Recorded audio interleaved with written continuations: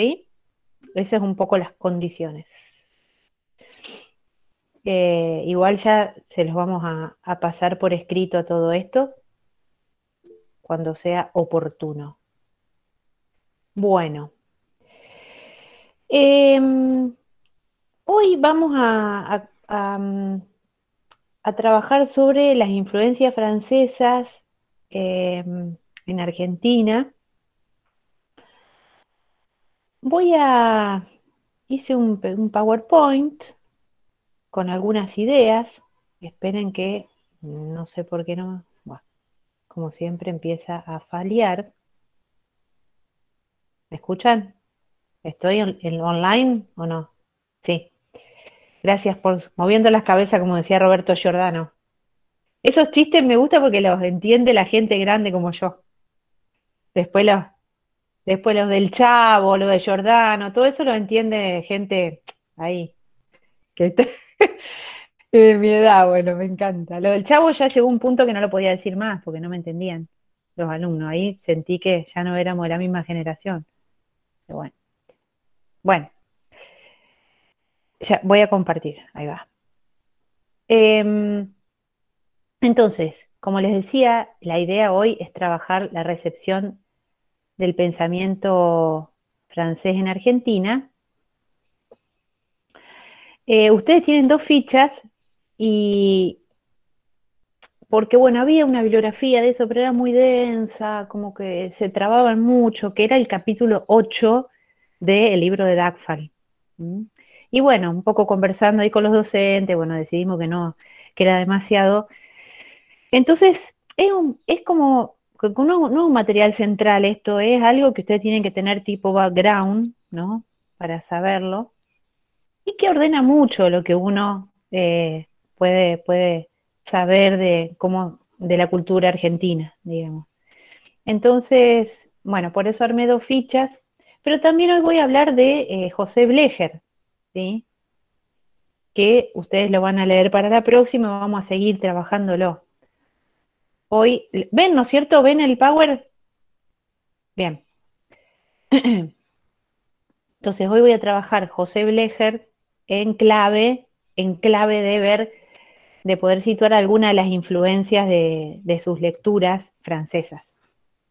Y también lo vamos a seguir trabajando ya más como profesor universitario, la clase que viene ligado a la creación de las carreras de psicología. Bueno, entonces acá lo tenemos a José Blecher. Antes de José Blecher, vamos a decir, nosotros podemos situar todo lo que comenta Dagfal en la ficha sobre las influencias francesas, que es, esa ficha, él lo dice ahí, es una adaptación de la introducción que él hace a su libro. ¿Sí? En la introducción uno también encuentra todos estos datos. No me gustaría que se queden tan tratando de descifrar a Dagfal y acordarse de todas las fechas y nombres, sino saber lo que ya vinimos planteando, que es de la eh, cotidianidad, digamos, que tiene el pensamiento francés para los intelectuales argentinos desde fines del siglo XIX hasta la actualidad, vamos a decir, la familiaridad que resulta con la familiaridad, digamos, con que se recibe ese pensamiento, él va dando muchos ejemplos, incluso en términos en la época positivista, diríamos, de la Argentina, que es el primer momento que él estudia, ¿no? Ahí también, digamos, aparecen, bueno, el positivista francés más importante, Augusto Comte, ¿no? Eh, pero también vemos cómo influyen los programas escolares franceses en nuestra, nuestra escuela normal, más allá de que Sarmiento trajo maestros norteamericanos, los programas fueron bien como los colegios franceses, digamos, muy copiados de los colegios franceses, y bueno, y él ahí cuenta que el primer eh, rector del Colegio Nacional fue Amadeo Jacques, también un francés, Bueno, también lo nombra el ejemplo de José Ingenieros, ¿no?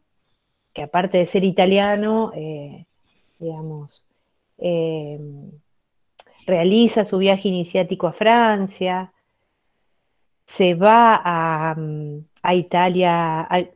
¿Se cortó? No, se le cortó a esa persona. Bueno, se va a Italia al Congreso de Psicología, conocía toda la obra de Janet, que lo comenta, y es el modo en que ingresa Freud en Argentina, ¿no? Todos estos puentes que hay que tenerlos presentes, ¿no? Em, ¿Qué otra cosa? Bueno, Víctor Mercante, ¿recuerdan que habíamos estado hablando la otra vez? Que yo les decía, bueno, él fue el responsable de la traducción y el establecimiento de la obra de Henri Pierron. Todos estos autores, ¿se acuerdan que habíamos hablado en el primer cuatrimestre como la conducta a la francesa? ¿Recuerdan eso? Que hablamos de Pierre Janet, de Henri Pierron, de Lagache, ¿sí? Bien, si lo tienen a eso presente, mejor. Bueno, que les quede un poco eso de la ficha de Dagfar, la familiaridad, como les decía, que hay entre Francia y Argentina, la inmediatez en la lectura de esos autores, la, que siempre aparece alguien dispuesto a trabajar en la traducción y en el establecimiento de los textos para que se publiquen en Argentina, ¿sí? Bueno, cuestión clave, ¿no es cierto? No existía ni internet ni nada, ni un traductor de Google, así que era absolutamente necesario que sucediera eso. Eh, Bien, lo mismo con José Blecher, ahora vamos a ver que él se dedica a establecer el texto de Politzer, que es otro de los autores que nos había quedado ahí dando vueltas en la ficha en el texto anterior de Dagfal de la conducta a la francesa.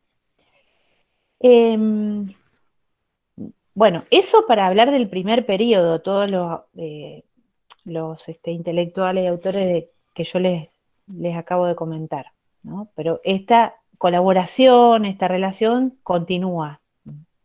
Bien, José Blecher, ahí tenemos una foto de Blecher. Fíjense que nace en 1922 y fallece a los 49 años en el 72, o sea, muy joven. Esto es algo frecuente, Blecher, Politzer, que ni siquiera llega a los 40 años.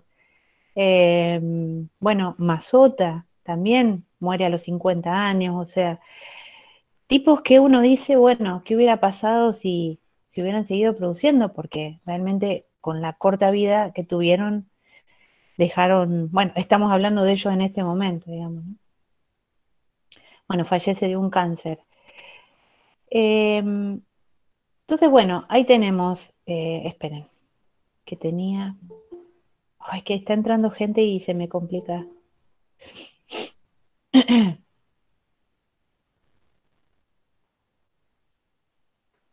Un segundito. Bueno, acá está un poco la biografía de Blecher. Él nace en Ceres, provincia de Santa Fe, que es al norte de la provincia. Estoy grabando, Tomás, ¿eh? Sí, sí. ¿Alguien es de por ahí? ¿Del norte de la provincia de Santa Fe? Bueno. En el año 1922, él es hijo, bueno, judío, mira, de San Justo, ahí cerca. Hijo, es judío, hijo de inmigrantes judíos rusos. ¿m?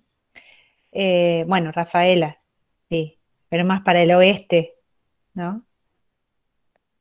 Em,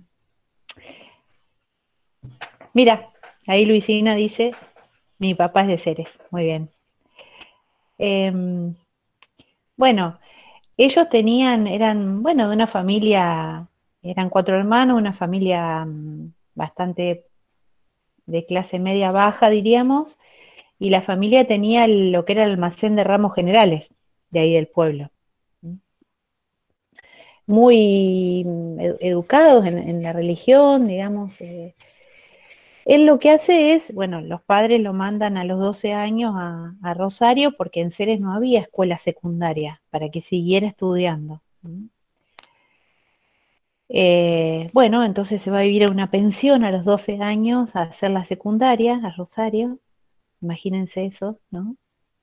Y después continúa estudiando medicina en la Universidad Nacional de Rosario, que supongo que en esa época todavía era Universidad Nacional del Litoral. ¿Mm?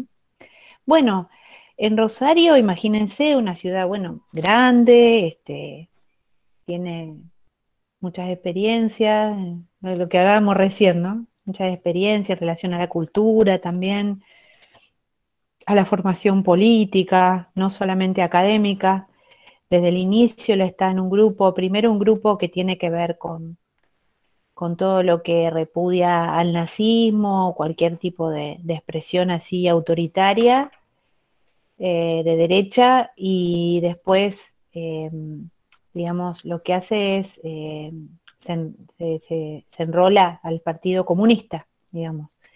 Lo cual lo hace un tanto antiperonista también, ¿no?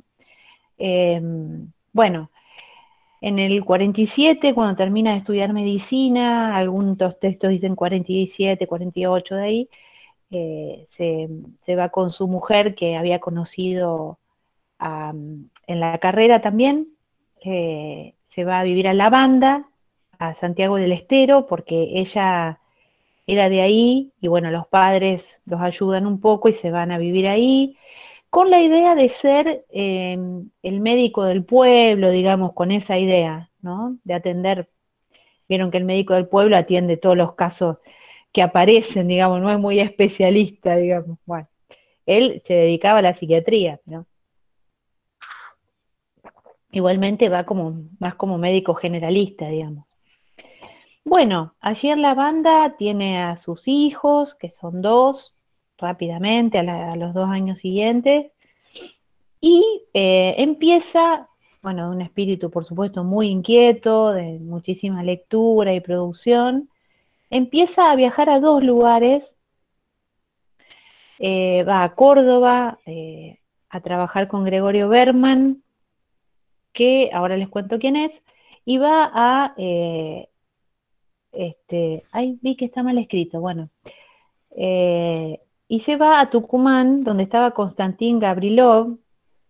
Bueno, son dos personajes de la historia nuestra, ¿no? De Gregorio Berman era un psiquiatra de una generación anterior a, a Blecher, que era un psiquiatra de izquierda, ¿no? Tenía un instituto muy conocido en Córdoba, el Instituto Neuropático de Psiquiatría, y,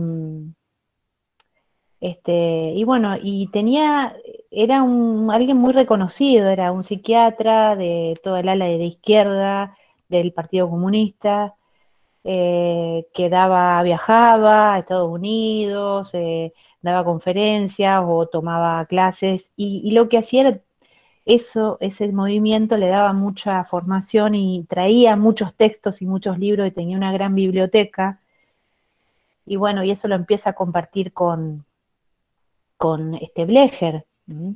Berman es el primero que le da a Blecher textos de psicoanálisis, y ahí entonces empieza un poco a introducir el psicoanálisis Blecher. Y por otro lado está esta curiosidad que es Gavrilov, que escribió un texto que se llama Psicoanálisis y Reflexología. ¿Se acuerdan de la reflexología? ¿Me siguen? Los veo todos congelados. No sé si me están De escuchando. La única Pablo, que veo, claro. ¿Por qué, chicos? Porque la URSS, la Unión Soviética, tenía toda una política en relación a qué era ciencia y qué no.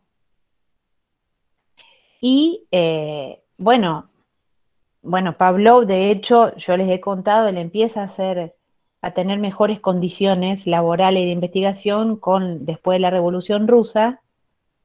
Y bueno, y la reflexología se convierte, o bueno, digamos, la conducta del hombre en relación a la reflexología, esa lectura, se convierte en la ciencia, la disciplina oficial, digamos, eh, la única avalada científicamente.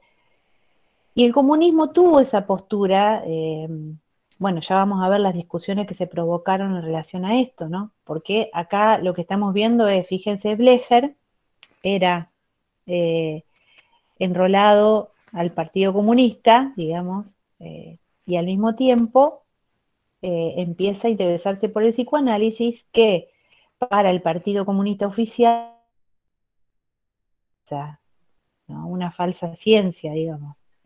Por lo tanto, no era aceptada. Entonces, bueno, ahí tenemos la primera contradicción, vamos a decir. Bueno, Gabrilo había escrito otro libro rarísimo, que lo tengo acá, Psicoanálisis y Reflexología, como quedó ahí como un hito histórico, ¿no? Ese intento de conciliar estas dos cuestiones. Era un ruso que había venido exiliado a Argentina. Bueno, como les digo, no se quedaba quieto, estudiaba, iba, venía, trabajaba. De hecho, alguna vez que a Berman lo meten preso los peronistas, él va a ocuparse del Instituto Neuropático, digamos, a tener, bueno, a atender allí un tiempo, después vuelve. Y desde el año 51, 52, empieza a viajar a Buenos Aires a analizarse con Pichón Rivière. ¿Me escuchan? Sí.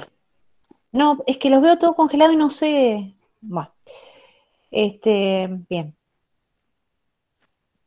Bueno, en ese tiempo, fíjense, mientras se analiza con Pichón, empieza a hacer una vida mixta porque empieza a trabajar en Buenos Aires, en el instituto, en la clínica de la calle Oro, como le decían, muy famosa, donde atendían muchos de ellos, analizantes, analistas, todos juntos, y empieza a atender allí, entonces se quedaba 3 semanas en Buenos Aires y volvía a Santiago del Estero. ¿Mm?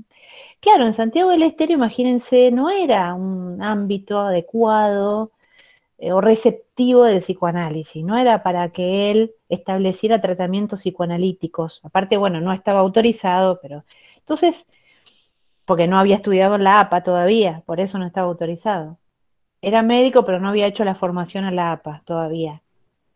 Entonces empieza a probar con tratamientos cortos, que incluían medicamentos, medicación. Es allí donde escribe Teoría y Práctica del Narcoanálisis, que es el primer libro de Blecher. Fíjense lo que son las épocas, ¿no es cierto? ¿No? Poner ahora en un libro el título Narcoanálisis, seguramente que remite a otro universo de sentido. ¿Vieron? O sea, hace un tiempo era el narcosocialismo acá se decía, se habla de el narcointendente en Paraná, o sea, remite a otro universo que en ese momento no estaba, eh, y bueno, podía usarse en el título de un libro porque la narcolepsia, saben que es una patología, ¿no? Y justamente remitía a un medicamento, nada más que eso. ¿Alguien iba a hablar? ¿Es la que te yo, dormís? yo te iba a preguntar si la de la clínica de la calle Oro, que nombraste recién, ¿era la de Copérnico la misma o no? La de calle Copérnico, No, que estaba Pichón ahí. Pichón, pero Pichón también estaba en la calle Oro, Ah, ¿eh? porque Eran como los deben dos estar ahí, lugares. Sí, están ahí en el barrio, me parece. lo nombra, lo nombra Dagfal, Ah, a los dos. Bueno, em, eran lugares ahí donde transitaban estos psicoanalistas, psiquiatras, ¿no? donde se atendían mutuamente también, atendían a la mujer, al hijo, bueno, todo un grupo. Bueno, en el 54 pide entrar a la APA, a ser analista didáctico, digamos, a hacer su análisis didáctico, y, y bueno, lo aceptan, por supuesto, y se va a vivir a Buenos Aires. En el 54, ¿se ve ahí lo que, o no? Sí, bien. Bueno, en el 58, fíjense la fecha, ¿no? Donde ya se abrió la carrera de psicología en la UBA, porque en Rosario se abre en el 56 y en el 57 la UBA. Él publica Psicoanálisis y Dialéctica Materialista, así se llama el primer libro más conocido de él, donde ya era parte él de la carrera y daba clases en psicología, ¿no? Es decir, hay algo de, por supuesto, que está en relación a esa labor docente, a captar a esos docentes, pero también lo que dice Dagfal, y también hay un librito que estuve leyendo nuevamente, que es este, que yo le decía, esta editorial Capital Intelectual tiene varias biografías, así como muy sencillas para saber la vida de estos próceres, digamos, de la psicología, del psicoanálisis, y esta es de María Luján Picabia, José Blecher, Las batallas de un hombre en construcción, ¿no?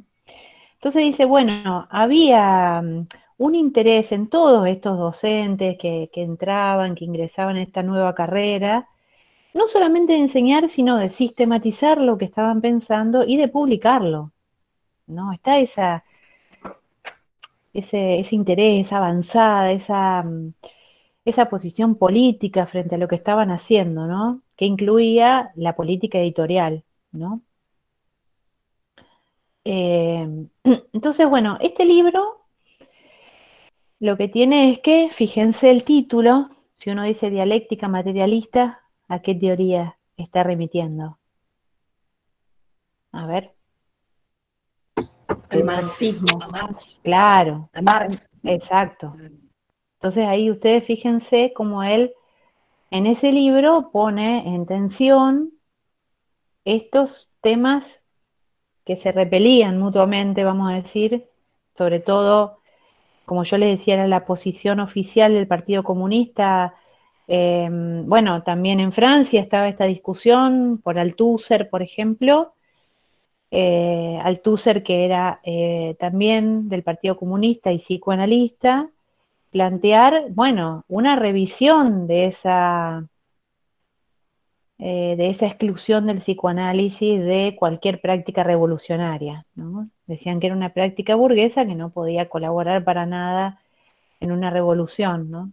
Bueno, entonces los que, digamos, pertenecían a ambos mundos ponen esa discusión en juego. Blecher es el que representa a esto en Argentina, digamos, a esta posición.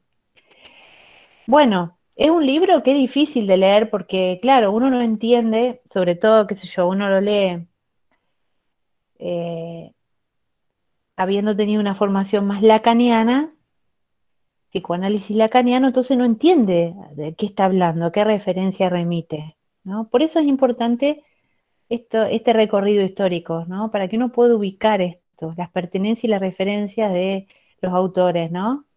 Porque si uno lo agarra seco a Blecher, no sabe de qué está hablando realmente, ¿no? O sea, después uno dice, ah, sí, claro, porque la Galle, esto, ajá, siento a Pulitzer. Entonces, bueno, esto es lo que intento hoy contarles un poco, ¿no? Que tengan ese recurso. Bueno, ahora les voy a comentar algo del libro, pero en el 59, que él empieza a formar parte del cuarto año de la carrera de psicología en Rosario, y se iban abriendo todos los años, primero, segundo, tercero, cuarto se abre en el 59, y es el primero, el que inaugura en toda Latinoamérica la primera cátedra de psicoanálisis, titulada así, de psicoanálisis, ¿no? Que empieza a darla en Rosario. O sea que él daba clases en Buenos Aires y en Rosario. Hay toda una cuestión de los que iban en tren, iban y venían a dar clases. Que sí, ahora vamos en colectivo, en auto, no existe más el tren, pero antes viajaban de Rosario a Buenos Aires en tren los docentes, y que en general daban clases en las dos facultades, en las dos ciudades. Bueno, Blecher en 1962, después de un viaje que hace a la Unión Soviética, con varios intelectuales, un viaje emblemático, hay incluso un documental que se hizo sobre ese viaje. Bueno, luego de ese viaje, él renuncia al Partido Comunista, ¿no?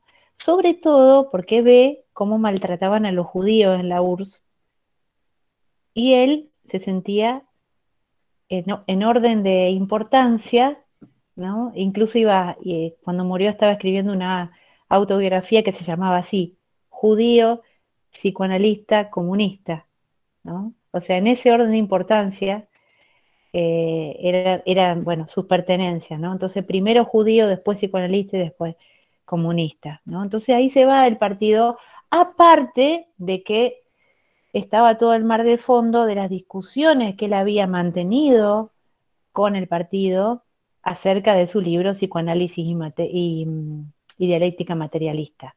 Ese libro fue un boom para el Partido Comunista, que le pide que se retracte, y él quería discutir en realidad posiciones y argumentos, y en el partido no querían. ¿Saben quién queda del otro lado? Gregorio Berman, su maestro, vamos a decir en un punto, queda del otro lado, de Blecher, diciendo, bueno, que él no lo apoyaba, digamos, no lo apoyaba en esa discusión. Hay todo un libro que escribe Besetti sobre ese tema, bueno, sobre toda esa discusión de izquierda, entre psiquiatras, psicoanalistas, y qué hizo el partido, qué no hizo.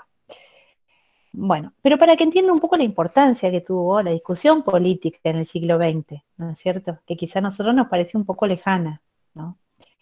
Entonces, em, la discusión política en esos términos, de que había un capitalismo, pero también había una alternativa al capitalismo, que no está tan claro en la actualidad eso. Entonces, bueno, como les decía, en el 62 rompe con el Partido Comunista, luego de ese viaje a la URSS, y con todo este mar de fondo de la discusión que había tenido, estaba un poco hinchado ya de tratar de pertenecer digamos, a una institución que, bueno, realmente le hacía la guerra, digamos, en términos teóricos, ¿no? Me preguntan cuál es el libro de Blecher. Esperen que lo busco, ahí va.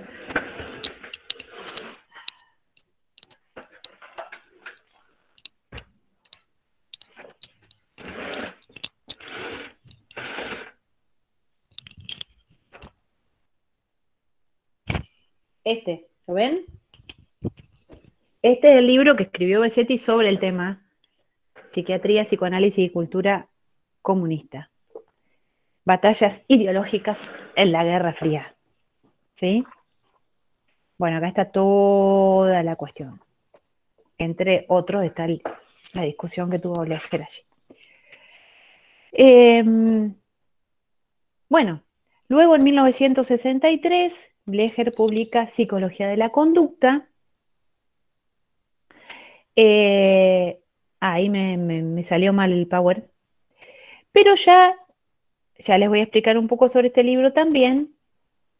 Es un libro que recopila las clases que él había dado desde el año 58, que por lo tanto era un libro ya dedicado a los estudiantes.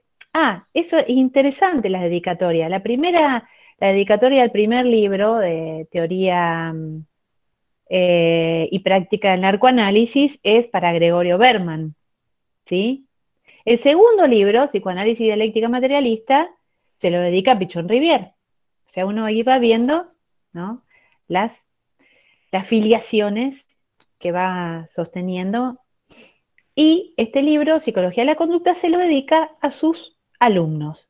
Él ya tenía un podio, ya tenía un auditorio formado. Era un gran referente del psicoanálisis en la universidad. Porque aparte era joven también, ¿no? Y bueno, ya vamos a ver esto, ¿no?, en la clase que viene, pero habilitaba mucho a los estudiantes en términos políticos, en términos de cómo apropiarse del psicoanálisis, aún no pudiendo ejercer como psicoanalista. Pues recuerden que los psicoanalistas tenían que ser médicos, no podían ser psicólogos. Pero bueno, ahí Leger le encuentra una grieta al tema y puede, digamos, proponer una formación psicoanalítica. Les recomiendo para la clase que viene que lean la clase inaugural de Blecher en la cátedra de psicoanálisis, que eso les va a servir para entender cuál es la posición de él frente a esto. ¿Sí alguien iba a hablar? Luis. Sí. Sí, quería preguntarte hasta qué año más o menos era esa condición de ser médico común, digamos, para Claro, ser psicoanalista. eso, ¿Hasta cuándo se fue recuerden, eso? se establece a fines de los años 40 hasta el año 71, 72. O sea, 30 años duró la hegemonía de la APA en el trazamiento de las condiciones, el trazado de las condiciones. Que ya Bueno, lo vamos a pero ver. Pichón Rivière fue uno de los fundadores de la APA, que después se apartó, ¿no? Sí. ¿Y ¿O me entonces? equivoco? No, no sé. Era Pero él. era médico psiquiatra, ¿no? Y después él no estuvo de acuerdo con eso, con esa condición. ¿O sí? ¿Siempre la sostuvo? Pichón estaba en otra cosa. O sea, Ok. ni participó de esa discusión. No. Estaba Ah, en. ah. O sea, no era Cristina, un orgánico de la APA, digamos. ¿Qué? ayer estuvimos con Alejandra Soave Ajá. y hablando de Pichón Rivière, y le digo, pero al final, digo, ¿qué aportó este Pichón? Porque fundó la APA nomás, le digo, pero esto no le salió, lo otro no le salió. No, dice, en el campo de la psicología social, ahí todos nos aprendemos de él, dice. Pero en la parte de psicología nosotros no vimos nada importante de Pichón, más que era un vago, que fundó la APA y que eran elitistas, porque en definitiva esa cuestión de los médicos era porque era todo esta New Age porteña de aquella época, me imagino yo, ¿o no? Claro. Y no, Pichón es uno de los genios del siglo XX en Argentina. O sea, y formó y impulsó, aunque él no escribía, hablaba, digamos, y transmitió muchísimo eh, y bueno, nada, hizo muchos aportes en distintos ámbitos. ¿eh? No solamente la psicología social, eso lo dice la Ale porque ella es asistente social, le encanta, trabajadora social, les encanta la psicología social, pero también antes de eso fue eso, no me sale, un animador, digamos, de ideas de los demás también. O sea, muchos refieren a Pichón y al genio de él y al modo de transmitir. De hecho, también Mazota lo hace, ¿no? Analizó mucha gente también. Eso, bueno, trae sus efectos, Pero, ¿no? pero él cuando analizaba, utilizaba el psicoanálisis, ¿cómo analizaba? ¿Qué método tenía? Claro, sí, sí, sí. Ah, Pero bueno, también hay que entender, mentor, motivador, muchas gracias Alberto. También hay que entender que, digamos, era un psicoanálisis ligado a la psiquiatría, a la medicina, a muchas lecturas, es muy abierto, digamos, ¿no? Es decir, la época también era así, ¿no?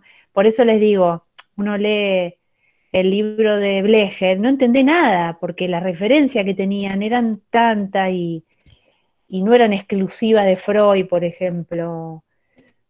Que bueno, es difícil, uno tiene que comprender la época para saber por qué retomaba tantos autores o de qué está hablando, digamos, en ese sentido. Yo lo que no me quedó bien claro es el tema esto de la APA, si es psicoanalítica y siempre fue psicoanalítica.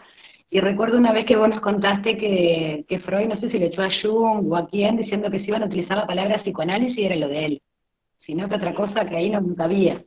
Claro. ¿O ¿Y no? entonces? ¿Y por qué psicoanalítica? Si yo lo que estuve mirando de Dagfal ayer con Ale era todo en contra, parecía, del psicoanálisis. O sea, no había Y sí. una... Ujú. Ah, Y eso es lo que les viene a señalar Mazota ah, en los años 60 y pico, 70. Ya lo vamos a ver a claro. esto, ¿no? De Ah, cómo, bueno, vieron cómo son las instituciones, chicos. sí, Trabajan a sí, veces sí. en contra de lo que dicen y en contra de sus supuestos básicos. Ellos, bueno, nada, psicoanálisis lo usan para mantener un estatus, ¿no? Digamos. Sí. ¿Puedo hacer una pregunta? ¿Sí? Con respecto a lo que estaban hablando hace unos minutitos, hago la pregunta ahora porque me tuve que ir a llorar al nene, así que, pero de que antes la carrera, digamos, en la época de Pichon Rivière o de Blecher, uno quería estudiar medicina. Yo pensaba Sí. ahora en la mirada actual del psicoanalista. Esto no hace que sea distinta la mirada a la época en la que Freud funda el psicoanálisis o a la época de ellos, digamos. ¿Por qué ese cambio? Al no tener por ahí formación nosotros, por ejemplo, en medicina o en psiquiatría. Ajá. ¿Se entiende la pregunta? Más o menos, pero bueno, Freud era médico, Cristina, ¿no? Sí. no, yo no alcancé a escuchar lo que te preguntaron. No sé si vos lo podés, digamos, retomar o lo que ella dijo, por favor. Pues no le pude escuchar nada a la compañera. Perdón. Me preguntaba Mara, a ver. No, yo pensaba, digamos, si ahora actualmente los psicoanalistas, los psicólogos, no influye en no tener una formación médica o sí, en No se medicina. escucha. Bueno, yo la escuché. Está diciendo que no influye negativamente no tener una formación médica para los psicólogos. Claro, no, Freud justamente dice lo contrario, lo que yo les decía, el texto que escribe Freud que se llama Análisis Profano, que yo lo comento en el artículo que está en el libro nuestro, Análisis Profano. Freud plantea que si bien él es médico, obviamente porque no había psicoanalista antes de él, que el que ha estudiado medicina debe desandar el camino para poder ser psicoanalista, que la formación en medicina no colabora para la formación para ser psicoanalista. ¿Se entiende? Al contrario de lo que vos estás diciendo, Mara. ¿Mm? Un Claro, porque Lego puede ser psicoanalista. ¿Un Lego cuál? ¿El Lego de el chiquitito? No, en la actualidad, o sea, hay que tener una carrera de base, no hay carrera de psicoanalista. Entonces puede ser médico, psicólogo para ser psicoanalista. ¿Mm? No hay una carrera de base porque no se trata de eso la formación en psicoanálisis, ¿no? Freud planteó que para ser psicoanalista hay que psicoanalizarse, estudiar la teoría psicoanalítica y supervisar los casos. Esas son las tres características, digamos, condiciones que plantea Freud para ser psicoanalista. Pero sí, bueno, legalmente, digamos, hay que tener una carrera de base, ¿sí? Eso no ¿Y esa carrera de base puede ser medicina también? Puede ser medicina, que no deja de tener efectos,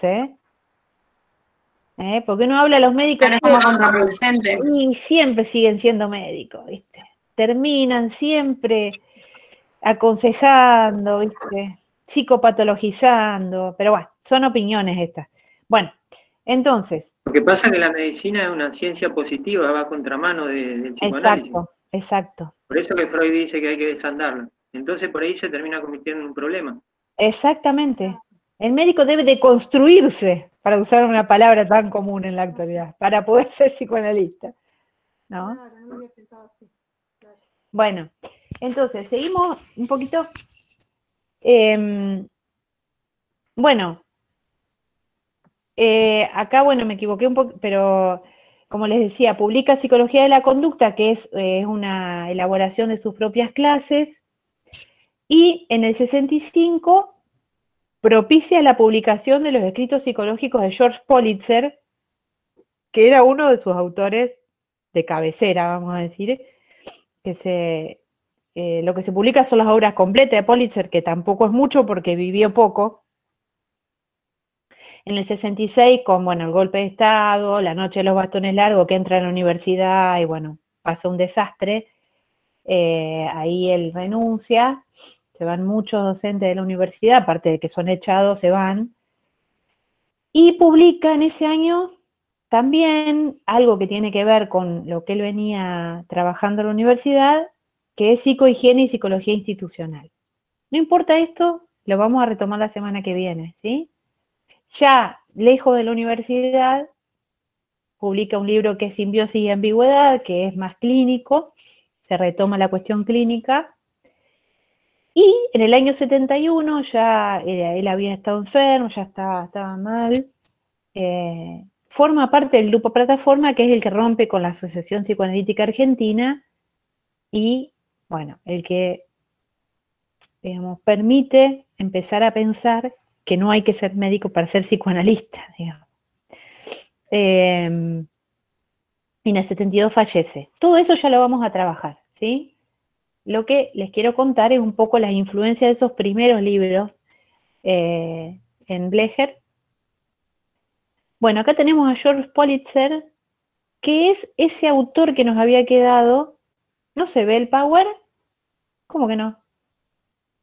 ¿No? Ah, ese autor que nos había quedado como entre los autores de principio de siglo, sobre todo alemanes, la fenomenología alemana, que decíamos muy importante, y los autores ya de la generación de Lacan, Sartre, Lagache, todos compañeros. Entonces Politzer es anterior, fíjense, vive pobre entre guerras, digamos, de 1903 a 1942.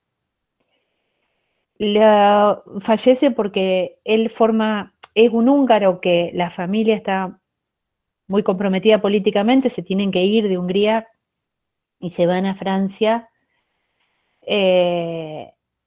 Y él de muy chico ya estudia filosofía, digamos, era un genio, ya a los 16 años había publicado, 20 años, muy comprometido con la psicología. Él planteaba que la psicología, había leído psicoanálisis de muy joven y escribe un libro donde plantea que la psicología debe ser una ciencia concreta que debe salirse de las cuestiones abstractas, de lo interno, de la dinámica interna, y entrar en la dinámica intersubjetiva, en el drama intersubjetivo, ¿no? Bueno, plantea que la psicología eso, debe dejar de ser abstracta y dedicarse a algo concreto, tomar al hombre concreto, así tal como es, bueno, toda una elaboración que después, de alguna manera, se deflaciona, digamos, se deja de lado por ya tomar una posición política, se hace marxista, forma parte de la resistencia contra el nazismo en Francia, y bueno, y justamente muere fusilado por los nazis. Bueno, hay todo un dicho, digamos, de que era un tipo muy combatiente, muy valiente, y en el momento que lo están fusilando los nazis, los mira él y les dice, yo los fusilo a todos, ¿no? Eso quedó esa frase, digamos, en la historia. Yo los fusilo a ustedes, yo los fusilo a ustedes, no a todos, a ustedes, con su mirada, ¿no? Cuando lo estaban matando, bueno. De ahí queda, imagínense un héroe, digamos, había escrito este texto, en este momento no me acuerdo el nombre, pero se lo puede buscar, Psicología Concreta, creo que se llamaba, y él plantea, bueno, está en la ficha, ahora no me acuerdo, pero bueno, esto retomado, no es psicohigiene, estamos hablando de Pulitzer, de cómo se llamaba el libro de Pulitzer. Y bueno, y esto retomado por la generación siguiente, ¿sí? Por Lagash, por Sartre, lo toman de referencia a Pulitzer, en el sentido de que Pulitzer decía que había que unir a toda la psicología en una misión concreta, ¿no? En una praxis, bueno, y bueno, recuerden Lagash, ¿qué es lo que hace? Intentar una unificación de toda el proyecto unificador de la psicología, ¿no? Basado en Pulitzer. Bueno, a Blecher también le llega esta influencia. Por lo tanto, Pulitzer va a ser uno de sus autores favoritos, en términos políticos y en términos teóricos psicológicos. Entonces, acá yo extraje una frase de Psicoanálisis y Dialéctica Materialista para que vean esa influencia. Dice, la alienación psicológica. ¿Qué decía Blecher? Decía que la enfermedad mental no era algo como, es como decir, era lo más lógico que le podía pasar a alguien en la sociedad. Era una consecuencia de la vivencia o la experiencia de una sociedad. No era porque alguien quedó afuera de lo social que se enferma. Entonces dice, la alienación psicológica del hombre es parte del proceso total de alienación dado en determinadas condiciones histórico-sociales. El objeto de estudio de la psiquiatría y la psicopatología no es ya la locura o el cuadro mórbido en sí, sino el hombre alienado viviendo en una sociedad alienada, ¿no?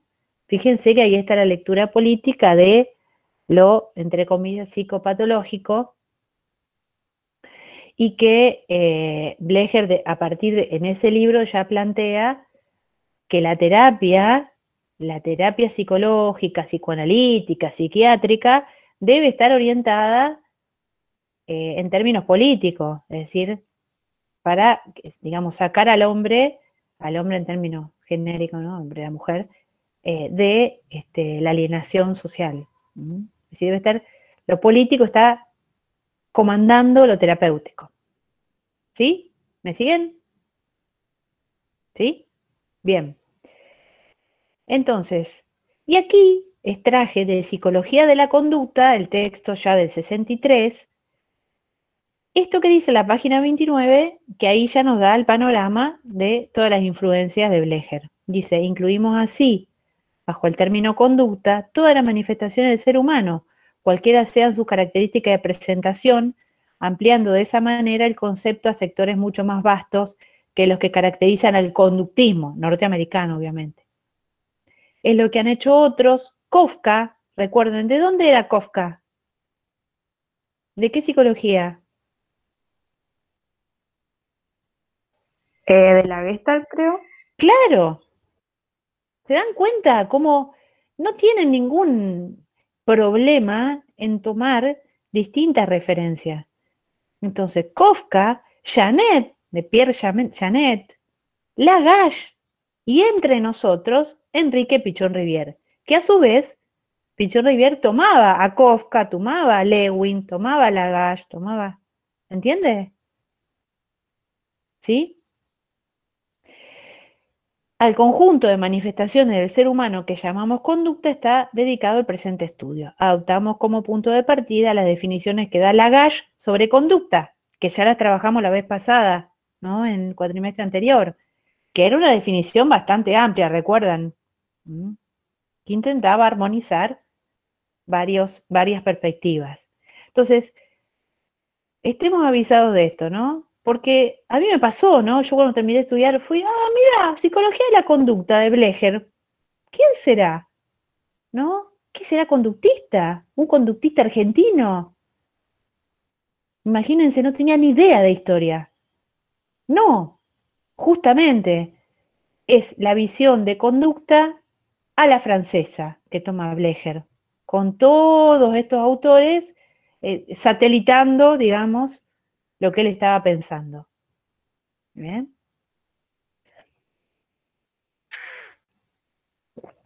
¿Se entiende? Digo, cuando uno tiene una visión de contexto y de qué pasó en Argentina, de qué autores se recibieron, puede entender mejor cómo empezar a leer a Blecher. Si no, queda desconectado de todo y no piensa que es un conductista, qué sé yo. ¿No? Tiene un poco más clara la biblioteca que tenía atrás Blecher. Bueno.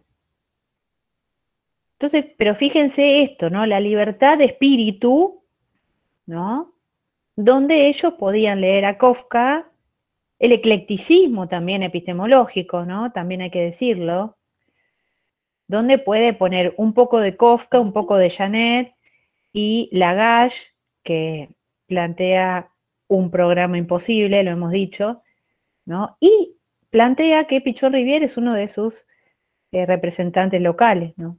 De todo esto. Bueno, llegamos, ¿no? En realidad quería hablarles nomás de Sartre hoy. ¿Por qué? Porque en psicología de la conducta, lo que plantean los lectores, los analistas, los críticos del texto de Blecher, es que también Blecher tiene una posición existencialista. ¿Sí? ¿Me siguen? Están todos congelados, no sé si estoy hablando, si me escuchan. ¿Sí? Bien, ahí, bien, perfecto. Bueno, entonces hay que entender, para poder comprender qué pasó en Argentina, qué virajes hubo, la influencia de la fenomenología, del existencialismo fenomenológico de Sartre en todo el mundo, vamos a decir, sobre todo en Argentina, que era muy pregnante a las ideas francesas, en los años 50, 60, ¿sí? En Argentina. Sartre, aparte, era, no sé si vieron los videos que les puse ahí de Feynman, que lo comenta muy, muy sencillamente. Ahí hoy también les puse otro que está mejor todavía. Era muy famoso, era muy conocido en términos populares, era muy popular, un filósofo popular. Bueno, que participaba en las movidas políticas, digamos. Acá está hablándole a los estudiantes en el mayo del 68, ¿sí? En ese movimiento extraordinario estudiantil y obrero que hubo en París y que se replicó en distintas ciudades del mundo. Bueno, en Argentina tuvimos el Rosariazo y el Cordobazo. Ya vamos a hablar de eso. Pero bueno, acá lo tenemos como dice Feynman, el intelectual comprometido. Bueno, ¿qué les puedo decir de Sartre? Ahora empieza la versión burbaniana de Sartre, que es un desastre total.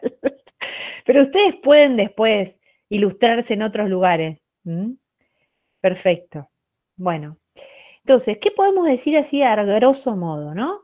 Sartre fue el receptor de la fenomenología alemana que los historiadores dicen las 3 H, ¿no? Husserl, Hegel y Heidegger. Las 3 Hs.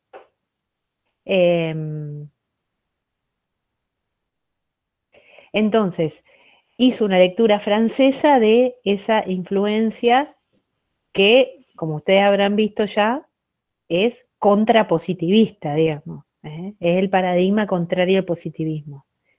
Y que plantea justamente la idea de la importancia de la vivencia, ¿no? De la vivencia y el registro de esa vivencia, por decirlo de alguna manera.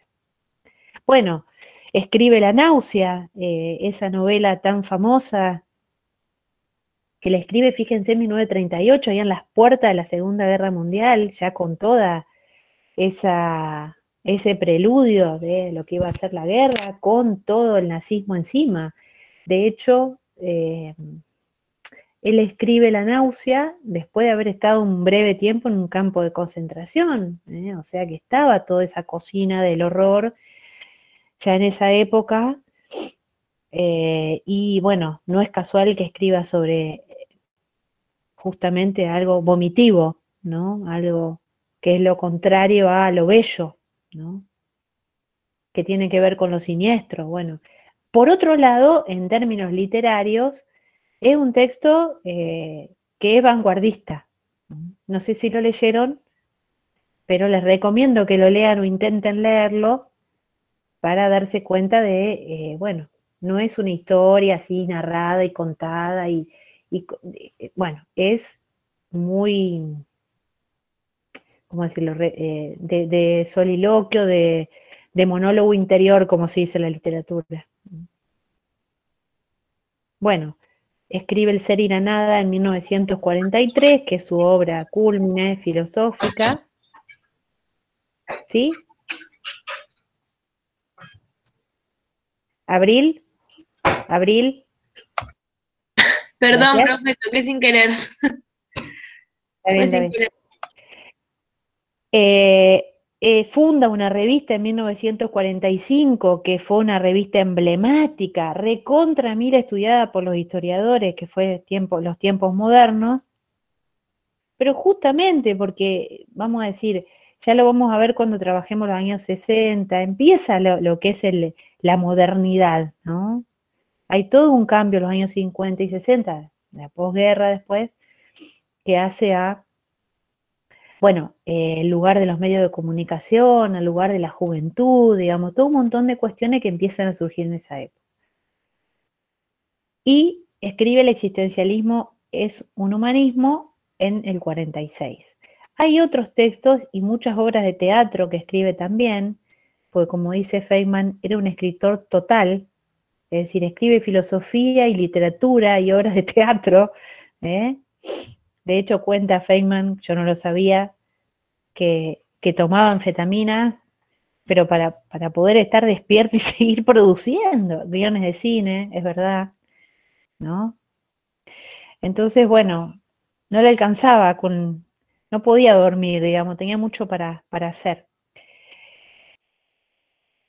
Profe, Y crítica de la razón dialéctica ya en una época donde se había afiliado al Partido Comunista y sí, me asustó. no, ¿Qué? disculpe, no, que me acordé que una de las películas que Hola. subió, hola, sí, ¿me escucha? Hola. Sí, sí, sí, No, que me sí, acordaba que una de las películas que compartió en el Facebook sobre la historia sobre la vida de Freud, tiene guión de Jean-Paul Sartre. exactamente. Sí, esa se la encargaron. Hay toda una historia, ¿no? Porque se la encargaron y John Huston era el director. Y claro, cuando llegó el guión, tenía como 700 páginas el guión que había hecho Sartre. Escribía muchísimo Sartre. ¿eh? De hecho, ahí tengo, hay 2 tomos de El idiota de la familia, se llama, de Jean-Paul Sartre, donde es una biografía comentada sobre Gustave Flaubert, el novelista francés. Es alucinante el texto, no solamente para enterarse de Gustave Flaubert, sino cómo está escrito, cómo cuenta el contexto, lo que dice de la existencia del hombre, es alucinante, digamos. Cómo habla de ese hombre común que al final hizo algo extraordinario, ¿no? Como, bueno, la novela, empezar a escribir novelas. Pero, bueno, escribía mucho. Entonces, resulta que Houston dice, yo esto no lo voy a filmar. Y Sartre dice, yo esto no lo voy a recortar, ¿no? Entonces, encuentra la forma de que se pongan a dialogar y los invitan a un castillo en Inglaterra para que estén ahí trabajando juntos durante un mes o dos. Se terminan peleando mal. Entonces, porque Sartre no quiere recortar nada y el otro dice que eso es infilmable, ¿no? Eso lo cuenta Rodrigo Fresán o Juan Ford, no me acuerdo cuál de los dos, en el página 12. Bueno, entonces Sartre lo manda hasta que lo parió y se va y se hace lo que quiera con el guión y el otro se lo recorta, digamos. Así fue un poco. Digamos, no fue bajo la venia de Sartre cómo se terminó haciendo el guión ese de Freud, Pasión Oculta. Pero bueno, ahí está, ¿no? La cantidad de cosas que hacía Sartre y que producía. Y bueno, toda esa idea del intelectual comprometido, bueno, pero ahora voy, ¿no? La idea de, como decíamos, receptor de la fenomenología alemana y esto que empieza a instalar de que la existencia precede a la esencia o al ser, podríamos decir. Eso es lo que plantea en El ser y la nada, ¿no? Que la existencia, el vivir, ¿no? Es algo prioritario, es algo que sí está presente antes que la esencia. La esencia es algo bastante poco situable, ¿no? En esta discusión de la filosofía entre el ser y la nada, ¿no? La pregunta de Sartre es ¿por qué es el ser antes que la nada? Que es una pregunta que todos nos hacemos en algún momento de la vida, ¿no? Y que incluso a uno lo puede llegar a enloquecer. ¿Por qué el ser? ¿Por qué existe todo esto? ¿De dónde salió? ¿Cómo? ¿No? Bueno,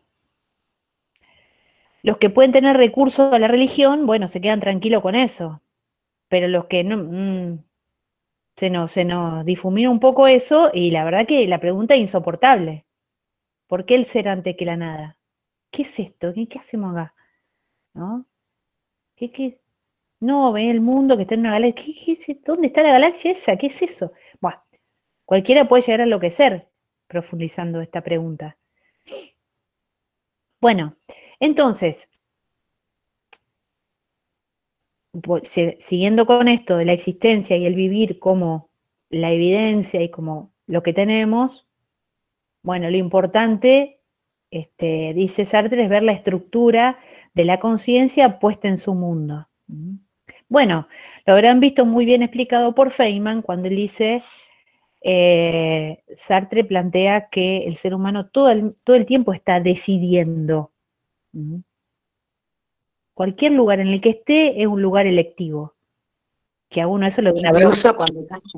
Decía incluso que cuando calla. Exacto, claro. Cuando hablaba del compromiso político decía eso. Pero en cualquier situación, ¿no? Donde uno se queja en la situación en la que está y que se queja del sometimiento en el que está, Sartre lo que dice que uno está decidiendo ese lugar. Bueno, algo fulero para aceptar, ¿no? Entonces, si no hay ningún ser, ninguna esencia que nos determine y solamente existe la existencia, entonces el proyecto toma un lugar preponderante, ¿no? ¿Qué quiero ser? ¿No? Como dice esa frase tan famosa, estamos condenados a ser libres. Entonces, ahí aparece la pregunta ineludible de qué es lo que quiero entonces, qué es lo que quiero hacer, ¿no? Que obviamente es muy común esto y nos puede sonar muy conocido. No, porque mis padres me trataron así, mi madre tal cosa, y entonces 10 años, 15 años en análisis, repasando las determinaciones familiares. Hay un punto donde uno dice, bueno, a ver, amigos, ¿qué vamos a hacer con esto? ¿No? Está bien, hay que repasarla, obviamente. Y entonces, ahí viene otra frase de Sartre, ¿no? Somos lo que hacemos con lo que hicieron de nosotros, ¿no? Bueno, está bien, todo eso hicieron de nosotros, está bien. Te pasaste re mal, te hicieron esto, no te hablaba tu padre, el otro. ¿Y ahora qué va a hacer con eso? ¿No? Esa es la pregunta de siempre de un análisis. Qué bueno, hay que plantear, años lleva, digamos, armar esas condiciones de que uno pueda decir, bueno, ya está, empiezo a hablar de otra cosa. O le doy lugar a lo que quiero. No, porque entonces, ¿se entiende, no? Y Feynman lo plantea eso también en términos muy sencillos, ¿no? Bueno, ¿cuál es el proyecto? ¿Qué es lo que quiero de mi vida? Entonces, otra de las vertientes, ¿no? Es la idea del compromiso, ¿no? Ahí está Sartre con Simone de Beauvoir vendiendo el diario que hacían. No sé si es de mayo de 68, sí sé que salían a la calle a vender ese diario. Entonces, esta idea del compromiso eh, atraviesa toda la producción de Sartre en términos filosóficos, literarios, etcétera, ¿no? Periodísticos, si quieren.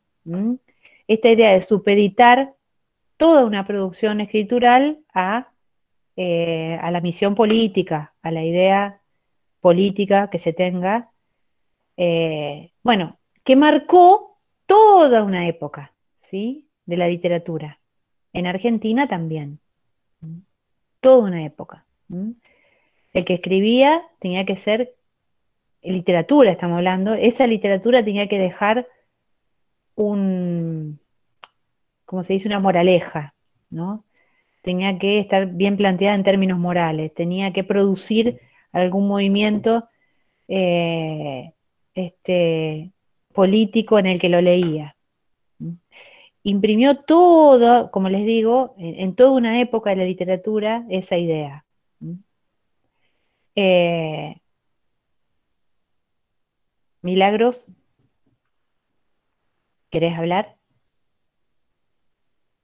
Bien. Eso en un punto se interrumpe más adelante, ¿no? Es decir, la literatura de alguna manera pide para sí independencia, digamos, que escriba por la literatura misma y no por una causa mayor. Eh, entonces, vamos a la cuestión de la conciencia. La conciencia es el objeto de estudio, el elemento fundamental de lo que él va a plantear en términos filosóficos, pero también nos interesa porque él plantea un psicoanálisis existencial, ¿sí? Es decir, eh, una práctica en relación a esta idea filosófica, ¿sí? Terapéutica, estamos hablando. Entonces, la idea de Sartre es una ontología dualista, sigue siendo el planteo moderno del sujeto, si bien le da una vuelta, le da una revisión a esa definición del sujeto moderno. Bueno, ¿qué plantea? Que hay un ser de la cosa, que es el ser en sí, que es lo que tiene cualquier objeto, que le da identidad, es lo que es, no hay ningún tipo de dualidad, y hay un ser del hombre que es un ser para sí. ¿Qué es lo que le permite tener conciencia? ¿Sí? Que por lo tanto, ya si uno a la cosa le pone un nombre, ya hay una diferencia, fíjense. Si uno va reflexionando acerca de lo que le pasa, ya está haciendo una diferencia con la vivencia. Por lo tanto, lo acerca más a esto que decíamos, al plano de la existencia y no al del ser. Cuando uno habla, para decirlo en términos sencillos, pierde la identidad. Ya no A no es A, porque ya estoy nombrando dos A. ¿Se entiende? A no es A. Si uno dice A es A, la segunda A ya no es la misma que la A. Por lo tanto, ahí ya no hay identidad. ¿Se entiende? Hay identificación, diríamos en psicoanálisis. Hay diferencia. No lo termino de comprender. Bueno, no importa, ya lo vas a entender con los años, ¿eh? Pero lo que decimos es que cuando interviene el lenguaje y las cosas empiezan a adquirir un nombre, ya no hay más identidad, la cosa no es lo que es. porque un nombre ya se diferencia con la cosa. ¿Se entiende, no es cierto? Ya estamos en el plano de las cosas humanas, no de los objetos. No hay cosa, no hay ser en sí, no hay cosa en sí. Entonces, está lo que él plantea como conciencia de los objetos, que sería este ser de la cosa.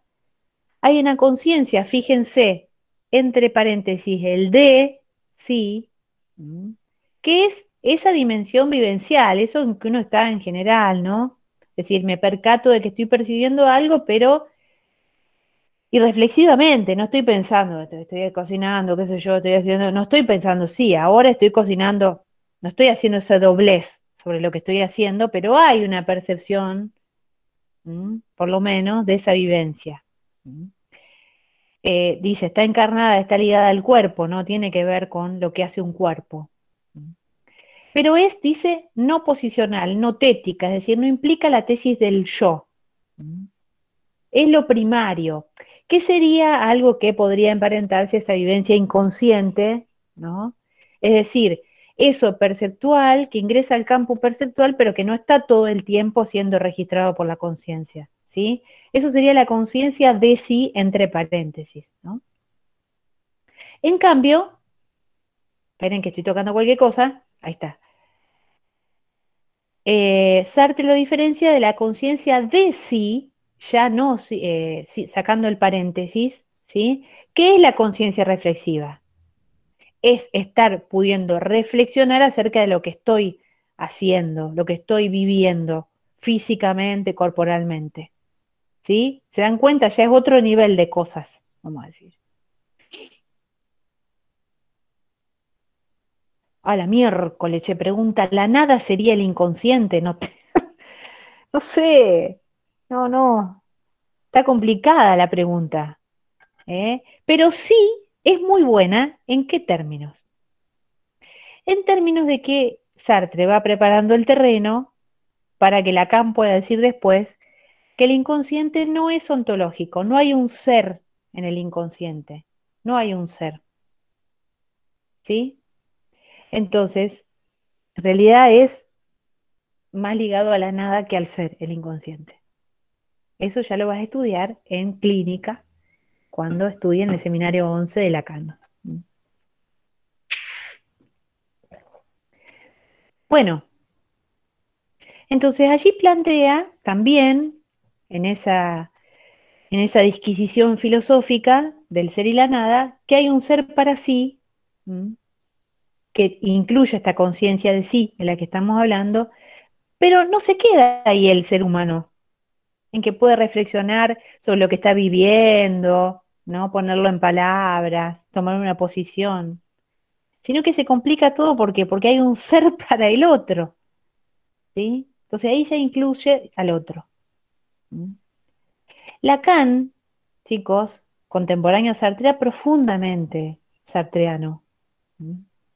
Y profundamente merleau-pontiano también, porque Merleau-Ponty, un compañero de Sartre, filósofo también, cofundador del tiempo moderno, también le da letra a Lacan para plantear toda esta dialéctica del yo y el otro, que Lacan lo va a plantear desde el año 30 y pico en adelante. ¿Se entiende? ¿Qué consideras ser para el otro? ¿Que nos construimos a través del discurso que el otro tiene de nosotros? Que hay una dialéctica con el otro permanente. Por ejemplo, Sartre da el ejemplo de la vergüenza. ¿Sí? Uno puede estar haciendo algo, qué sé yo, que le gusta mucho, cada uno acudirá a sus propias marcas, ¿no? Pero qué sé yo, estar bailando de una forma descomunal, por ejemplo, y en un momento darse cuenta de que alguien lo está mirando. Sacarse los mocos en el auto, no sé, para dar un ejemplo soez. Esas cosas que uno hace cuando piensa que nadie lo está mirando, ¿no? ¿Y qué pasa cuando... O sea, sería que la vergüenza no existe sin el otro. Exactamente. La vergüenza es una muestra de cómo la mirada del otro a nosotros nos interviene, digamos.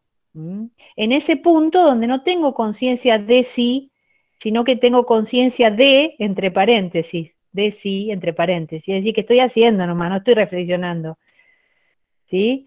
Entonces, la vergüenza nos trae eso, nos lleva a la conciencia de sí y al mismo tiempo está este ser para el otro que nos regula la conducta, ¿no es cierto? Permanentemente. ¿Sí? Entonces no estamos en el ser para sí nada más, estamos en el ser para el otro. Bueno, ¿cuántas veces vivimos para el otro, ¿no? Y hacemos y actuamos para el otro, para esa mirada que suponemos nosotros. Que en realidad suponemos, porque hay todo un juego de sentido ahí que no está explicitado, ¿sí? Le está por explotar la cabeza, no era la intención. Imagina, aparte yo, ¿qué le voy a decir de esto? Por Dios, vayan a leer a Sartre. Te juro que sí, Luisina. Bueno, ya cuando lean Lacan no sé cómo van a estar. Pero entonces, es como para entender, es como para entender la importancia que le da Sartre a la conciencia, obviamente ligada a la idea de compromiso, porque si uno reflexiona sobre su existencia, reflexiona sobre el lugar en el que está decidiendo dónde está, obviamente que eso, y tiene un proyecto, tiene la obligación de preguntarse por el proyecto de su vida, ¿no? De qué es lo que quiere para su vida, obviamente que eso lo hace responsable de lo que hace, es decir, del compromiso que tiene todos sus actos. Bueno, ese es Sartre, ¿estamos? De lo que entendí de Sartre, ¿eh? ¿Me entiende, no? Bueno. Bueno, ¿qué pasa? Esa idea, ese existencialismo, ¿no? Que estaba hasta en los muebles, ¿no? Digo, era algo, como les digo, muy conocido, muy divulgado, y todos se sentían existencialistas. Mi madre, que era joven en esa época, dice, todos éramos existencialistas, aunque no sabíamos muy bien lo que era. Pero qué sé yo, era usar la polera negra y hacer como que estaban viviendo la vida y leer La náusea y, ¿no? Y vivir como a su ritmo. Bueno, toda la propaganda que se arma en relación a esa posición existencial también, ¿no es cierto? ¿Me están escuchando, eh? Pero eso también es formar parte de una época, ¿no? De sentirse como identificado Claro, de un por grupo, me parece, supuesto, ¿no? por supuesto. Pero lo que digo es que era muy conocido esto, era algo muy de la cultura popular, el existencialismo, a eso me refiero. ¿Me escucharon recién, no? Sí. Entonces, lo que les quería comentar era empezar a esbozar ese pasaje que se va dando entre el existencialismo y el estructuralismo, que es otro movimiento filosófico. Es decir, el estructuralismo francés, estamos hablando, se funda, empieza a cohabitar con Sartre, vamos a decir, en los años 50, pero cobra fuerza en los años 60, 70, y lo hace sobre la muerte de Sartre, en términos teóricos estoy diciendo. Es decir, tenían que matar a alguien, lo matan a Sartre, es decir, porque van a pensar todo lo contrario a lo que dijo Sartre. ¿Sí? Necesitaban a alguien para matar, dice acá la historia del estructuralismo de François Doys, esperen que se los muestro, 2 tomos hermosísimos, historia del estructuralismo. No lo leí todo, chicos, o sea, yo voy, digo, porque dice, ¿qué hace la profesora? Estudia de noche, no. Aparte que tengo varios años, también lo tomo de consulta, ¿se entiende? O sea, voy a leer Sartre, veo a ver qué dice de Sartre o de Lévi-Strauss. No es que uno los lee de corrido esos libros, son más bien como si fuesen manuales o diccionarios.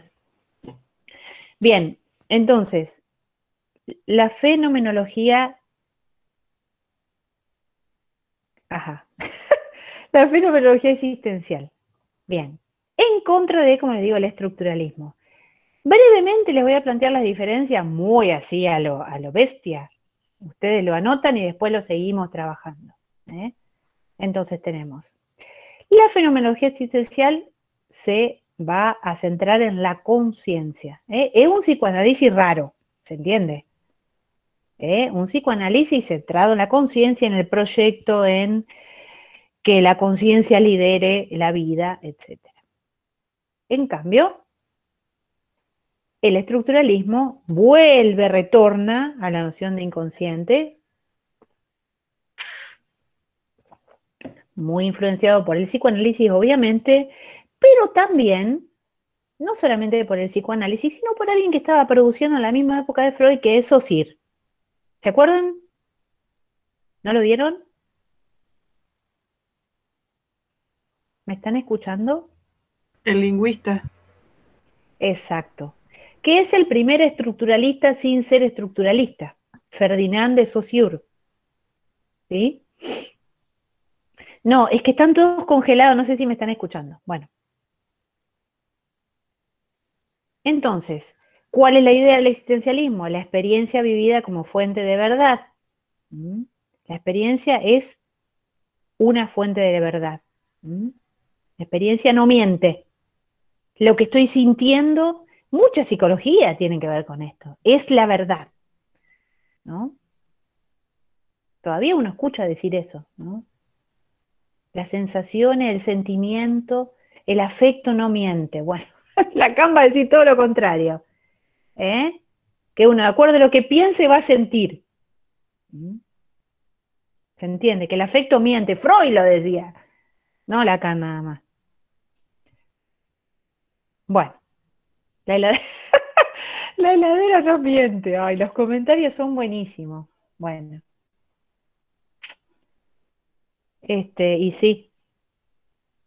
Bueno, en cambio, como les digo, el estructuralismo ligado a la idea de lacaniana y otras, va a empezar a plantear que el yo es un lugar de desconocimiento, el lugar de lo imaginario, del registro de lo imaginario.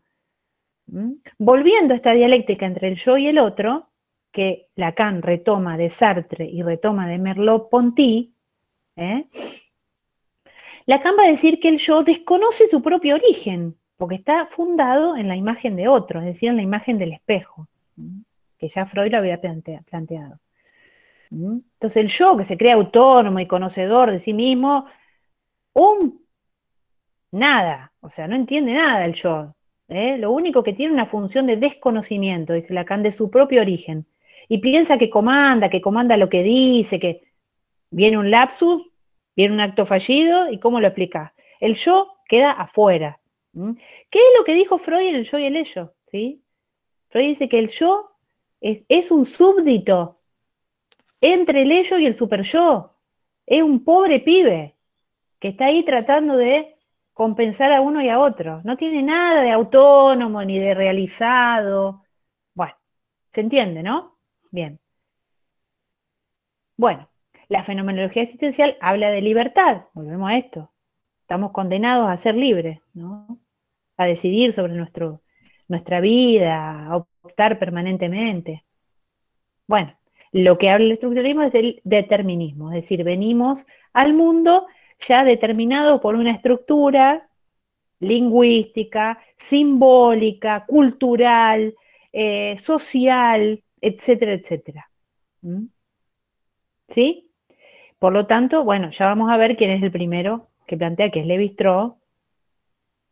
Bueno, la fenomenología existencial habla del sujeto como centro, comandando su vida, la escena, la cultura, etcétera, y el estructuralismo va a hablar del sujeto como efecto de esa estructura, como saldo.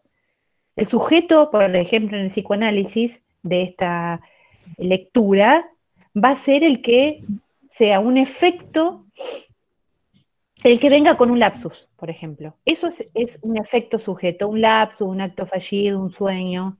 Ahí está el sujeto. No en que alguien diga, yo pienso tal cosa. ¿Se entiende, no? Es decir, ahí hay una división muy tajante entre lo que es el sujeto y lo que es el yo o la conciencia. Es decir, no está homologado sujeto a conciencia. ¿Sí? Entonces vamos a ir viendo esto, digamos, y qué lecturas permiten en Argentina ese cambio de matriz filosófica, diríamos. ¿Sí? ¿Se acuerdan que el otro día hablábamos del cambio? ¿Quién está con el micrófono prendido, chicos? Bueno, yo. El otro día hablábamos de... ¿Querías hablar, Marilena? ¿No? No. Bueno, no, les decía, el otro día hablábamos del cambio de matriz teórica psicoanalítica, ¿se acuerdan de la matriz kleiniana a la matriz lacaniana? Ese cambio de matriz tiene como base este cambio de matriz filosófica que estoy tratando de contarles hoy, de la matriz existencialista a la matriz estructuralista. ¿Me siguen? Es decir, no hay posibilidades de que se introduzca el pensamiento lacaniano en Argentina sin antes una lectura sobre lo que es el estructuralismo o los autores estructuralistas, que preparan el terreno para eso, digamos. ¿No es cierto? Profe, ¿te quería hacer una pregunta? Sí. ¿Cuál es la época, el momento en el que se recepciona en la Argentina el existencialismo y cuándo pasa a ser el estructuralismo? ¿En qué década? Años 60, años 60, esa década es el cambio. Ya lo vamos a situar, Pero bueno, el primer texto que se escribe sobre Lacan en Argentina es el texto de Mazota del año 64, que se llama Jacques Lacan o el inconsciente en los fundamentos de la filosofía. ¿Sí? Sí, gracias. Luisina. Sí.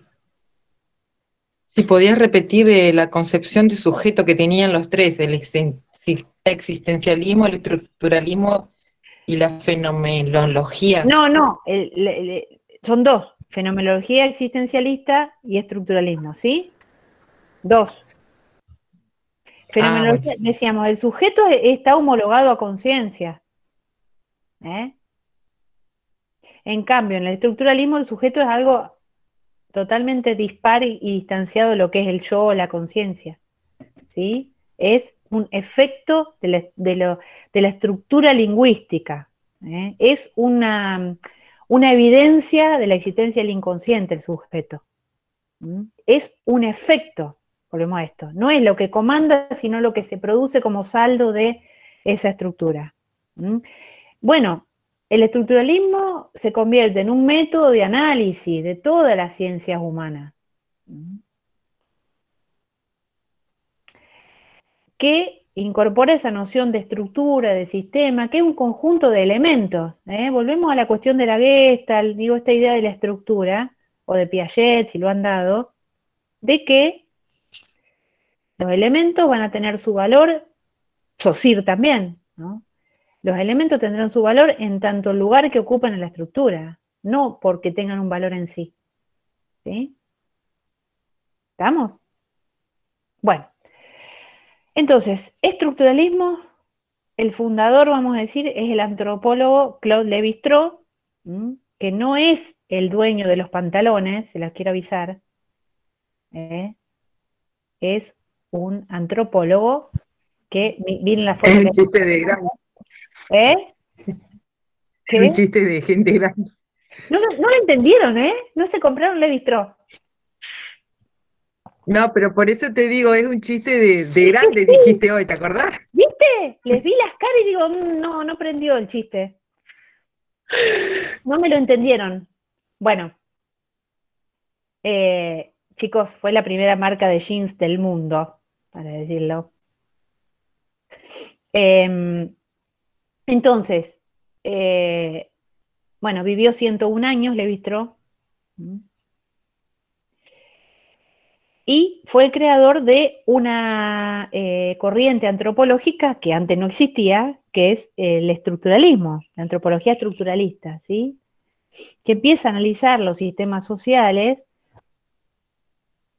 como un sistema, justamente, como una estructura. Es decir, está en contra del funcionalismo. No sé si lo están dando en antropología. No sé, bueno, ya lo van a dar. Del funcionalismo y de cualquier tipo de empirismo positivista, ¿no es cierto? Bueno, él empieza analizando los mitos griegos. El mito de Edipo lo analiza Levi-Strauss, y el análisis que hace, si uno lo va a leer, es un análisis que incluye cuestiones lingüísticas, es decir, hasta analiza los nombres, la etimología de Edipo, su padre, su abuelo. ¿Y saben a lo que llega? ¿A qué conclusión llega? Que toda esa etimología tiene que ver con algo que no anda en el caminar, algo que anda mal. Edipo quiere decir pies descalzos. Y así sucesivamente para atrás va analizando esto de la función paterna que no funcionó bien, vamos a decir.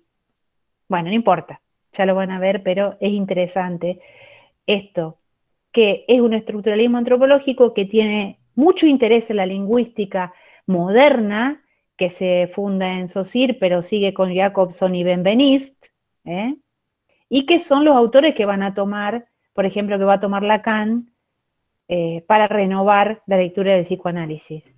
O sea, Lacan se va a servir del estructuralismo antropológico, de la antropología estructural y de la lingüística estructural como Saussure y Jacobson. Pies hinchados, tenés razón. ¿Qué dije yo? Pies descalzos. ¡Ah, qué bueno! Y yo lo escribí. Profe, Me quedó el lapsus. ¿en qué obra? ¿En qué obra analiza Edipo Levi-Strauss? ¿Cómo se llamaba? Lo tengo por ahí. Y creo que se llama Antropología Estructural, ¿o no? El libro. No sé. Bueno, ahora después se los busco, pero es muy conocida. Okay. Y tiene otro texto sobre el chamanismo, que también es muy leído. Me acuerdo haber leído esas dos cosas, nada más, pero hace mucho tiempo. Bueno, acá les puse dos fotos divinas de los estructuralistas franceses. ¿Quiénes son? Bueno, François Wall, Roland Barthes. ¿Les suena un poquito más? ¿Barthes? A ver, un segundo, ahí vengo.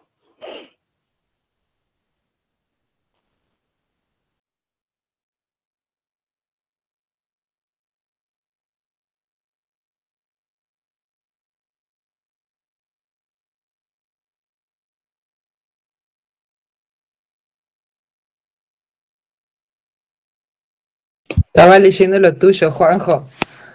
Mi heladera tampoco no miente, está vacía. Acá volví. Me tocan las barricadas atrás de la puerta. Bueno, vuelvo. Entonces, lo que les digo acá, les puse una foto de estos estructuralistas franceses. Barthes es de los más conocidos, de los más bonitos para leer, digamos. Pero bueno, está Althusser, como le digo, Levi-Strauss. Philippe Solers también es un escritor muy hermoso para leer. Acá es un viaje que hicieron, acá está Julia Kristeva también, ahí al lado de Barthes sentada, que es la mujer de Philippe Solers, psicoanalista también, semióloga, ¿no? Muy ligada a todo este planteo estructuralista. Acá en la foto blanco y negro están en un café, pero acá están en el viaje tan emblemático que hicieron a la China maoísta, digamos, ¿no? Bueno, ellos eran todos maoístas y, bueno, viajaron a ver cómo se vivía maoístamente, en términos, ¿no? Bajo una visión comunista de la vida. Después llegaron y no les gustó mucho, después medio que se alejaron de esa idealización que habían tenido. El diario ese que era, está el diario. O sea, era de la religión eso. No, religión no, el comunismo, ¿no? Bueno, digo, no, de la religión. Me confundí con el taoísmo, me confundí. No, este es Mao. Y bueno, seguramente habrá tenido elementos religiosos, pero sí, hay un diario de ese viaje que lo escribe Barthes, muy hermoso, que incluso hay partes en la web. Hoy me fijé un poco y está en la web también. Pero sí hay bueno, Barthes tiene de todo escrito, pueden congraciarse leyendo eso. Bueno, creo que terminé. Vamos a seguir hablando del estructuralismo, pero no quería dejar de hablar de este pasaje, ¿no? Del existencialismo al estructuralismo, para que lo tengan ahí muy en cuenta para lo que vamos a plantear más en Argentina, ¿no? Bueno, ¿alguna pregunta, comentario? El libro de Lévi-Strauss, el de los mitos, la estructura de los mitos, ¿es? ¿No es? ¿Así? ¿Se llama Siche? ¿Lo buscaste? Sí, en el Google. Me sale la estructura de los mitos, pero no sé si es el capítulo o el... No, las estructuras elementales del parentesco se llama el libro. Obvio. Las estructuras elementales del parentesco. ¿Me escuchan? Sí, muchas gracias. Ahí está el capítulo sobre Edipo, sobre pies descalzos. se me cruzó el cristianismo, a full. Y está esto que les digo sobre el chamanismo, que es muy leído en antropología, ese texto. Y cuando leen eso se hacen todos chamán un rato y prueban ayahuasca, después vuelven. Pero en ese momento les pega el texto de Lévi-Strauss. Estructuras elementales. Del parentesco, exacto. Ese es el texto clásico de Lévi-Strauss. Aquí con el micrófono abierto. Ah, sí, te estaba contestando. Bueno, ¿algo más? ¿Algo que hayan dicho por acá?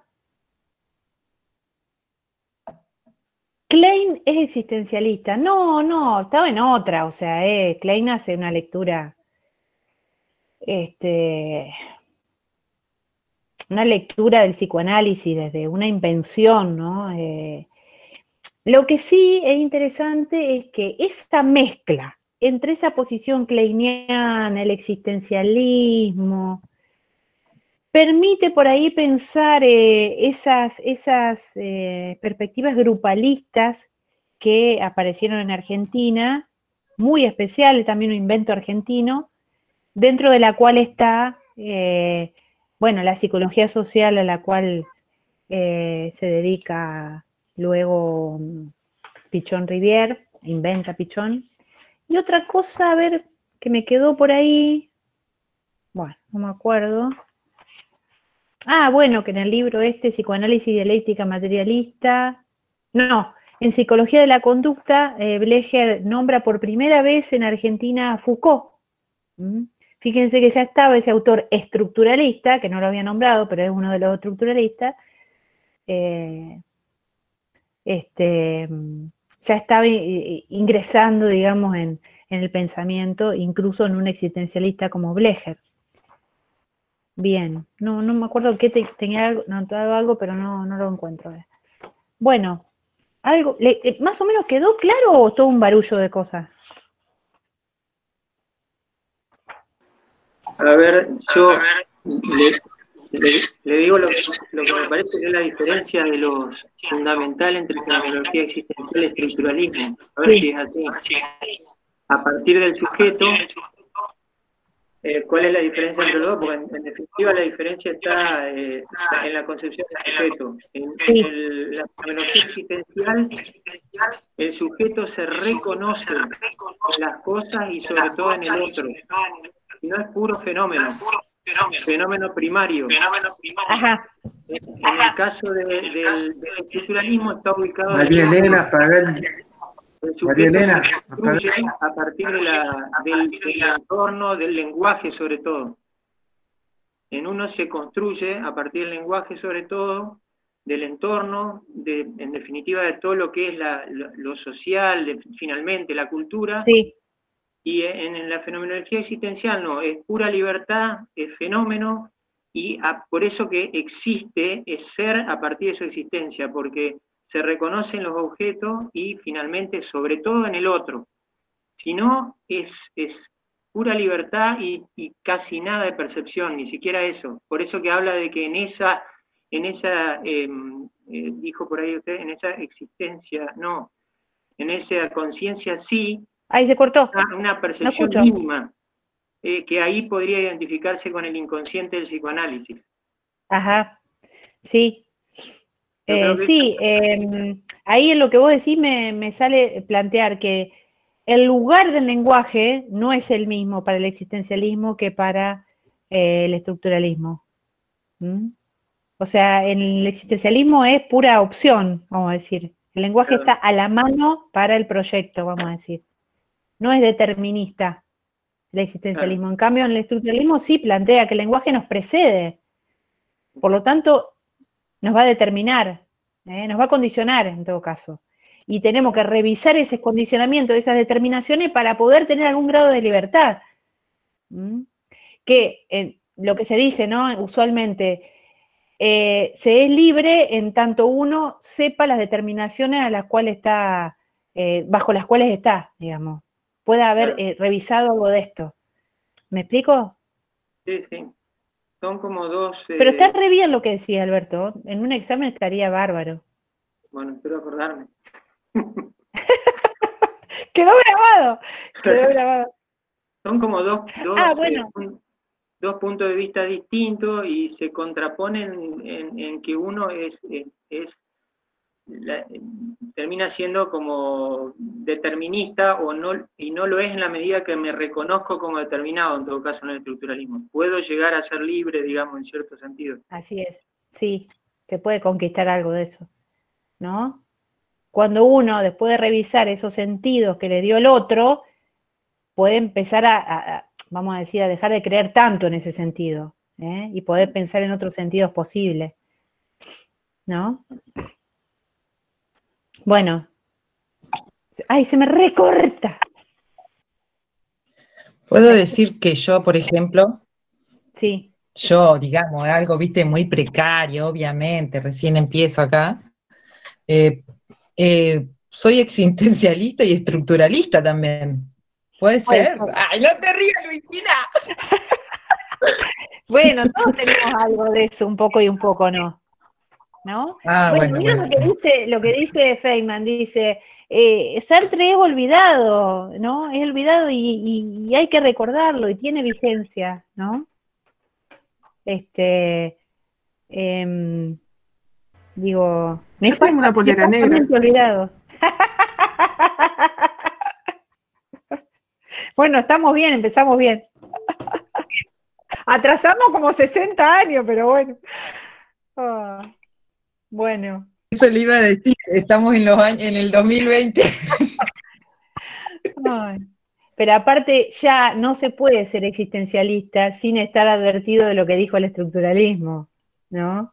Si uno no está advertido, digamos, en este contexto neoliberal, el existencialismo es una especie de individualismo, ¿no? Bastante peligroso, ¿no? Pero bueno, ya vamos a volver a esto cuando trabajemos la subjetividad en la actualidad. Sí, Silvia. No, que en definitiva, como decía Sartre, que planteaba el dualismo, al contraponerse el estructuralismo al existencialismo, comprueba la teoría sartreana, digamos, de la dualidad, de este existencialismo dual.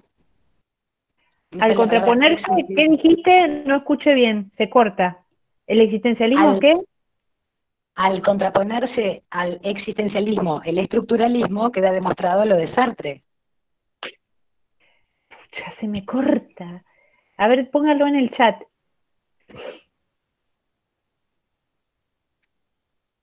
No lo escucho. Ahora, a ver, ¿el existencialismo qué? Que el existencialismo, qué traba, tiene como su contracara el estructuralismo. O sea que en definitiva Sartre tenía razón con la ontología dualista. No. No, porque ahí hay una cuestión epistemológica. Si uno pone el sujeto en el centro, no lo va a poner en la periferia. ¿Entendés? porque trae efectos distintos. No, Yo pensé no. que uno decía, estamos condicionados desde que nacemos, y el otro dice, lo lamento, pero somos libres. Sí. Y una de las chicas decía, somos un poco de cada cosa. Sí, bueno. Sí. No, pero no un poco de cada cosa. Hay otra noción de lo que es la libertad en todo caso. Pero bueno, Sí, vamos a seguir, no importa. Después vamos a seguir. Algo. Por supuesto, sí, sí, sí. Es para, bueno, me alegro que les haya gustado la clase que ahí me dicen y que les permita pensar y que les queme la cabeza. Como me está por explotar la cabeza. ¿Sí? Bueno, igual esto es un approach, porque, bueno, la semana que viene vamos a trabajar la creación de las carreras de psicología y un poco ese aspecto docente de Blecher. Por eso les digo, lean la presentación, la clase inaugural que hace Blecher en la cátedra de psicoanálisis para entender un poquito todo ese enjambre. Y después sí vamos a retomar esto para hablar de Oscar Mazota. Profe. El jueves que viene es el avance de las jornadas, el jueves a las 10 de la mañana. A las 10 de la mañana, sí. Ajá. Sí, sí. La entrevista a Héctor García de Frutos. Sí, sí. Así que bueno, espero que se puedan sumar el jueves a las 10 y el otro jueves también a las 10. Sí, Silvia, me llegó el mail. Lo estoy mirando. Bueno, ¿estamos? Sí. ¿De dónde sacamos la clase, la primera clase? ¿Está en la bibliografía o la buscamos nosotros? Todo perfectamente programado en el cronograma del segundo cuatrimestre en el grupo de Facebook, que dice qué tienen que leer para cada clase. Y la bibliografía está en el grupo de Facebook. ¿Estamos? ¿Sí? Bueno, nos vemos. Besos a todos. Hasta el jueves. Chau, chau. Chau, chau, gracias Luisina, muy lindo todo. Gracias, chau.